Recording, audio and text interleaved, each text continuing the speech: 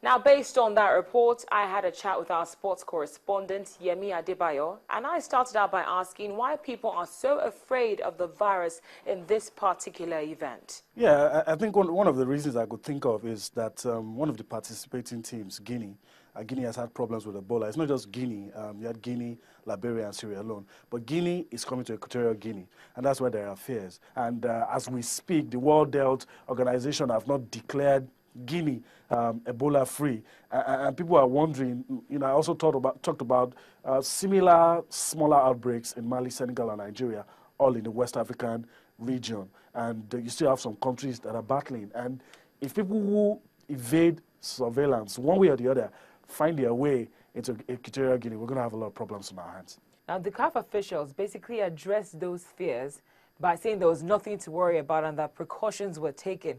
So what exactly is it that they might have done for people to feel reassured and not have any fears at all?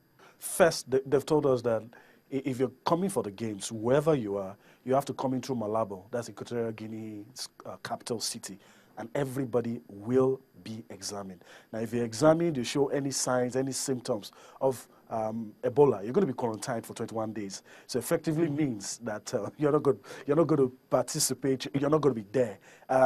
We must also put it on record that no Ebola case has been recorded in Equatorial Guinea till date. And that counts for something. And there are other checks that will be put in place. Nobody's going to escape that test. It's also said that if you refuse to be examined or you show symptoms, you're going to be detained somewhere. And a lot of checks will be made on you to ensure. And if you show any signs, you're going to be quarantined. And so that means that it's looking like a foolproof measure to ensure everybody is going to come through Malabo. As long as you're registered, you're on the list, and you're coming, you're a journalist, artisan, member of the delegation of the participating teams, and most importantly, the players, the officials, the referees, the key personnel in football, everybody will be tested. And once that is done, I share the optimism of the organizers, CAF, and the host, Equatorial Guinea. Like I told you earlier, no recorded case of Ebola. And one thing that I think is important to see here to note is that the countries that share borders with Equatorial Guinea, you're talking about Cameroon, Congo, and Gabon, Congo-Brazzaville, none of these countries have recorded any case of Ebola during 2014. And so all of those things are the positive reasons why the organizers have said, come, you're safe, and nothing's going to happen to you. Okay, finally, before I let you go, do we expect to see a change in the way people relate, either on the football pitch or in the stadium, just based on maybe being a little bit conscious about the Ebola virus? I don't expect the key players. When I say the key players now, I mean the footballers on the field, the CAF officials, team officials, the fans. I don't expect them to display that level of ignorance. As a matter of fact, the president bought 40,000 tickets for the fans. So it means that the fans will come. And for them to come to the stadium, they would not display that level of ignorance. Even a while ago here in Nigeria, we were afraid about Ebola. But when we knew, we got some facts about Ebola, we were living our normal lives. Ebola was there until we were declared Ebola-free. And that's what's going to happen in Equatorial Guinea. People will come out and enjoy the football. There will be hugs, there will be tackles, there will be pulls. There will be handshakes, there will be celebration. And I think the confidence will come from the fact that, the next man to you has been thoroughly examined. Coming up on Network Africa, your smartphone could help in the fight against malaria. Find out how in a moment. The idea was to create a platform where two sides of every issue are brought to the fore. Usually, when it opens, it's calm. This administration has a very fantastic blue. On paper! Listen to me. I go show paper. But sometimes it's impossible to keep calm. Any company you brought into Anambra State is alcohol manufacturing company. It's business. That will give us drinks, When we are unemployed, when we are angry, we drink and go to bed. What about quoting the Constitution? I know my responsibility. But before I can dot the Your I's across the responsibility T's, is I to have look see at the these I's and the proposals that T's. have been sent to you. And it is you that is the custodian of the resources. You are expecting to solve this problem, you will wait till thy kingdom comes. So you get to see and hear how each side feels when you touch that button. That's Face Off, only on Channels Television.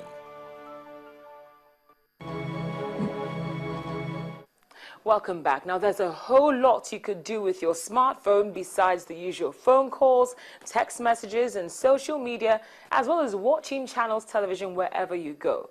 It could also be the latest weapon in the fight against malaria. The development came after alarming figures released by the World Health Organization, which showed that 128 million people were infected with malaria in 2013. And that's a year that saw 584,000 people die, 453,000 of whom were under the age of 5.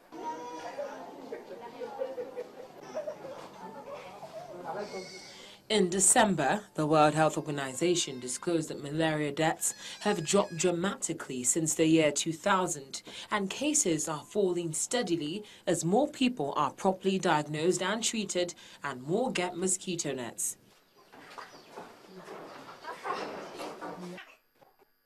According to the United Nations, progress against the mosquito-borne infection remains fragile, and countries like Guinea, Sierra Leone and Liberia, which are suffering from the Ebola virus disease, are specifically at risk of seeing a resurgence of malaria. A London-based tech startup firm claims that X-Rapid, that's an app for smartphones in microscope case, could significantly increase diagnosis rates by using the technology inside iPhones and Android devices. The problem to solve is how to diagnose malaria quickly and cheaply.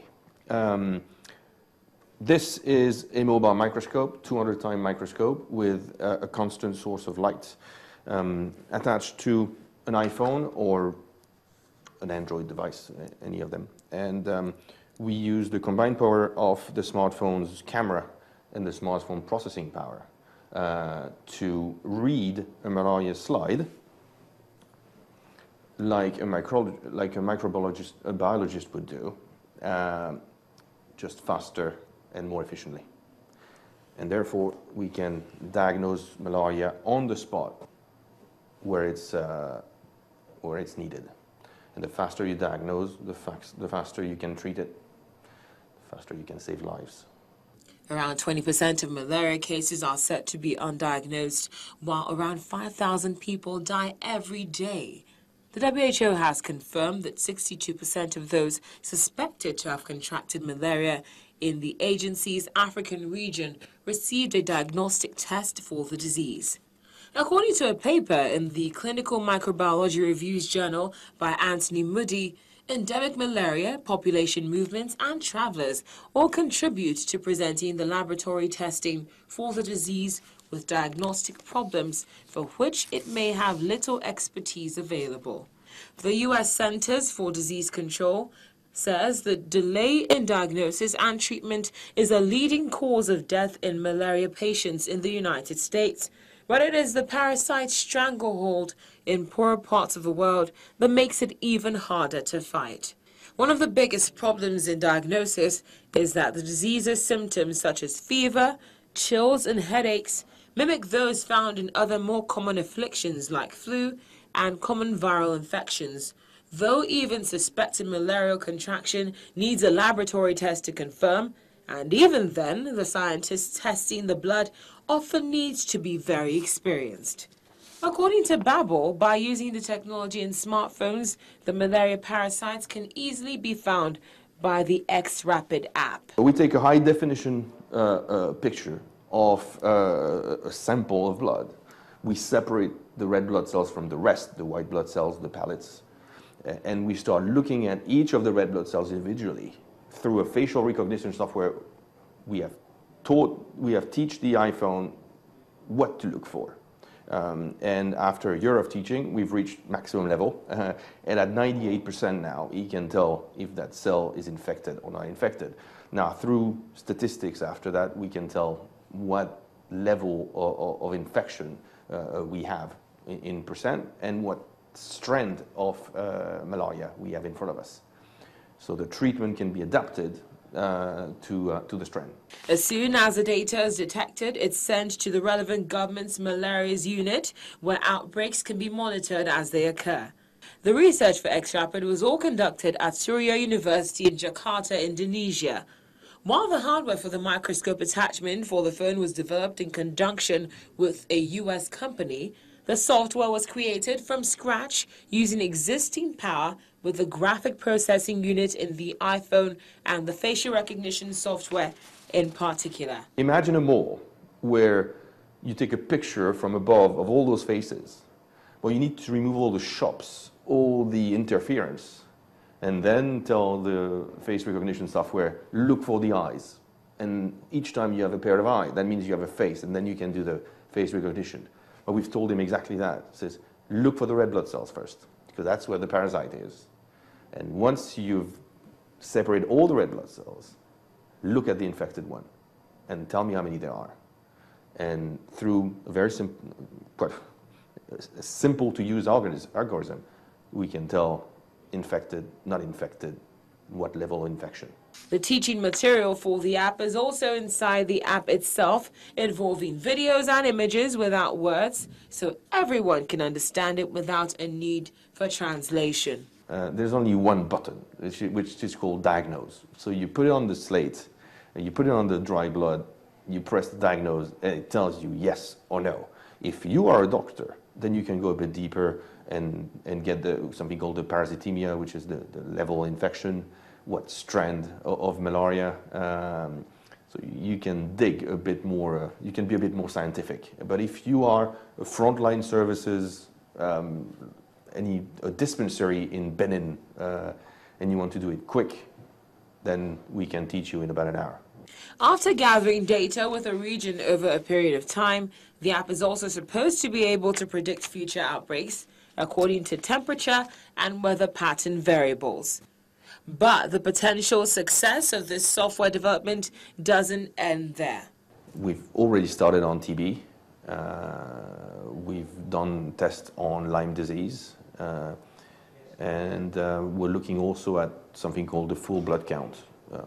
The key being there, when someone has any form of disease, malaria or TB, knowing what is white blood cell count, pellets, and red blood cell count is very useful in the diagnosis, in the global diagnosis, to be able to... Deployment of the app begins in this month in Tanzania, Benin, and Indonesia, where the app will be test run throughout January and February, with full commercial deployment planned for the end of March. And that's how we draw the curtains on this episode of Network Africa. Many thanks for watching. I'm Cynthia Araya. As always, I'd love to hear from you, so feel free to send me an SMS via the number on your screen. Until next time, stay blessed and proudly African.